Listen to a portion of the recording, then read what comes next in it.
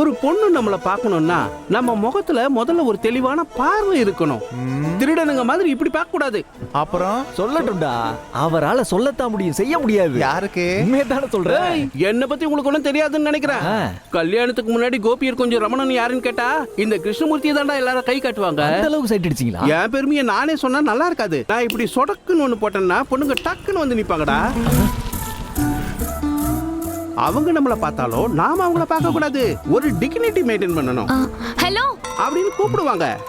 ஆனா அது கேட்காத மாதிரியே இருக்கணும். எக்ஸ்கியூஸ் மீ அப்படிம்பாங்க. ஆனா அதையும் கண்டுக்காத மாதிரியே இருக்கும். ஏங்க ஏங்க உங்களதான் அப்படின்னு மரியாதையா கூப்பிடுவாங்க. ஆனா அதை நம்ம கேர் பண்ணவே கூடாது. நான் சொல்ற மாதிரி எல்லாம் அந்த பொம்மை செய்தில்ல. சேம் டு சேம் மாமா. நீங்க சொன்னது சொன்னபடியே நடக்குது. இதுக்கே வாயை பொளந்துட்டா எப்படிரா? சார் நான் வரவா? என்னடா நான் வாய்க்கு வந்ததை சொன்னா அதெல்லாம் அப்படியே நடக்குது.